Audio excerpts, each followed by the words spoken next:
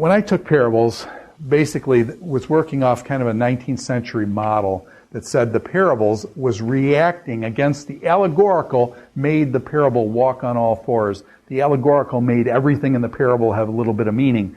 In the 19th century, they said, no, that's not right. We're putting all this meaning into every little detail. That's not right. What we have actually going on here is there's one point to the parable. So each parable has one point.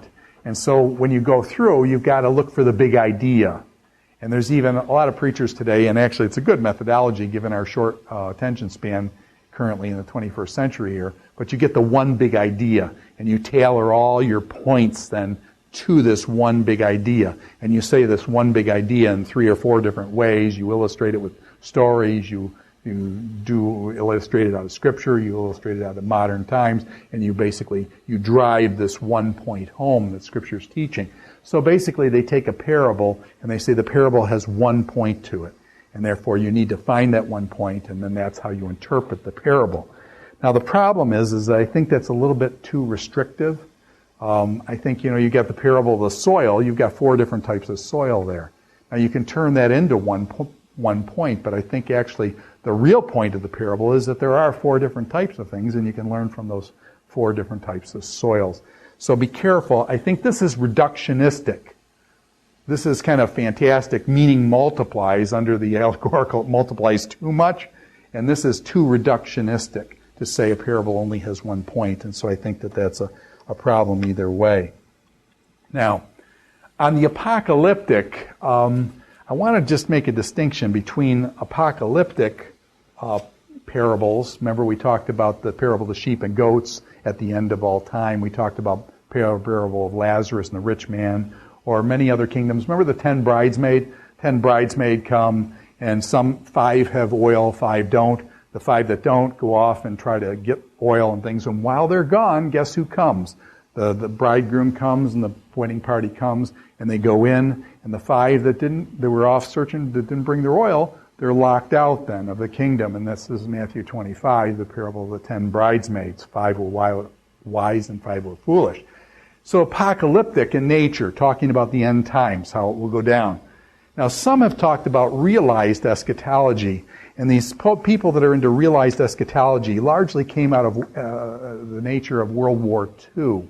And after World War II, there was kind of a thing thinking that if we got our act together as human beings, and we finally are going to put away evil. Hitler was done, and now that Hitler and evil has been squashed, now mankind can flourish. And so what you have is, in realized eschatology, is human beings bringing in the end. Human beings becoming good enough, and finally we're so good and things work out so well, Christ comes back and he establishes his kingdom over a kingdom who is ready for him, and been prepared for him by all these good people doing all these good things. So that's called realized eschatology, where human beings, in one sense, bring in the eschaton, bring in the future of Christ's coming and the end of the world. That's very different than some other apocalyptic things. Under apocalyptic literature, it's God who brings in the end. So I think that's the difference I want to make between apocalyptic and realized eschatology. By the way, the word eschatology means the end times. Eschaton means the last days, okay, the end. Okay, so realized eschatology says basically humankind brings in the end, whereas apocalyptic, you have God bringing in the end. And I think most of the Scripture is telling us basically God brings in the end, the conclusion. So we take those apocalyptic. And so how do you interpret the parables? And I guess my thing is that parables are rich. Parables are rich stories. And so you can interpret them using different methods. And so I use a kind of an eclectic methodology and things. Now, one other thing, and I'll just introduce it here, we should talk about the Jesus Seminar. The Jesus Seminar, largely this is in my generation, 1970s, 80s, 90s, and I think actually the Jesus Seminar is still going on in the 21st century here, up to 2011 now. The Jesus Seminar. What this Jesus Seminar was basically a group of Jesus, quote, Jesus scholars would get together. These would be some of the best people in the world. Studying Jesus, that was their area of expertise. And these guys would get together, and what they wanted to do was find out they would go through and sort through the New Testament. Most of them were critical scholars or liberal scholars who didn't really believe the Bible is totally the Word of God, kind of thing like we would. So they're going to determine which words of Jesus that are recorded in the Bible are really Jesus' actual words, and which words were added later by the church. Jesus never said those, but those words were added later by the church and put back into the mouth of Jesus. And so the Jesus Seminar would basically, they would sit around a table, and they basically would color code. They would color code the New Testament of what did Jesus really say. And so basically what they're working with here is this ipsissima verba.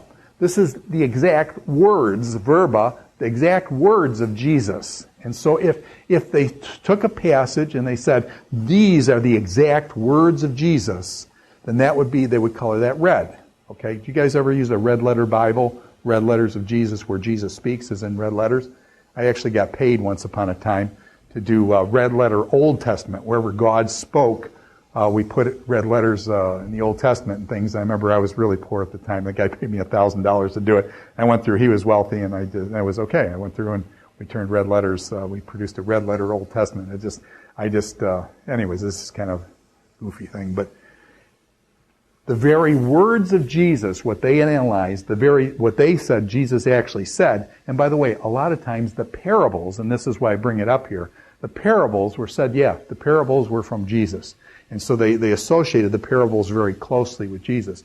Now, here they've got ipsissima vox.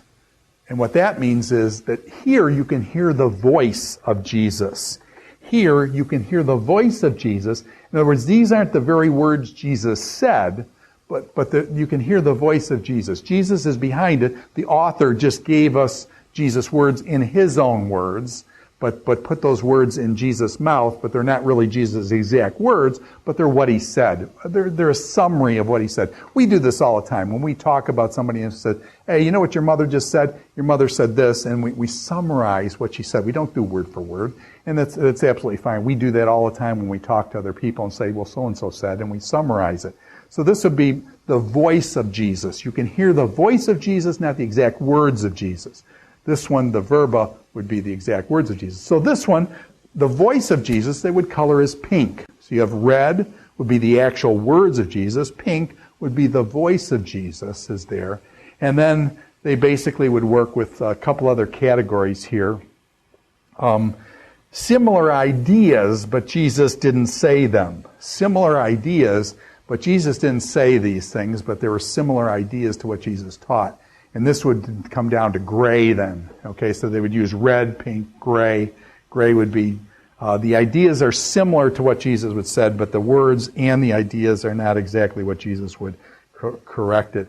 And then finally, they got the black words, the things they left in black. Those would be the things that Jesus didn't say at all. Okay, these would be things that didn't come from Jesus. They were added later by the later church.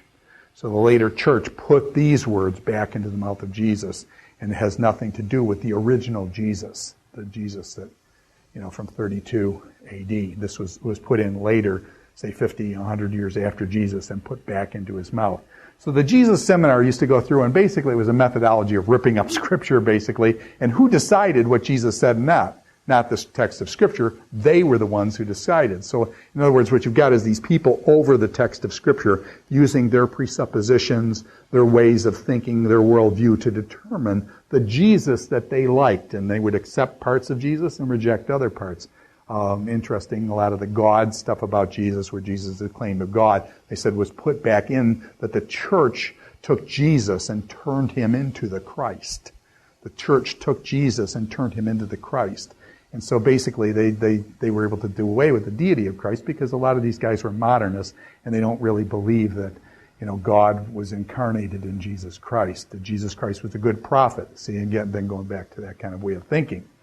So this is the Jesus Seminar, and it was a big thing the last part of the 20th century, and I think still exists, but it's not a big issue. Most people realize today this is playing games with the text, and it's kind of fallen on hard times, I think, for most people.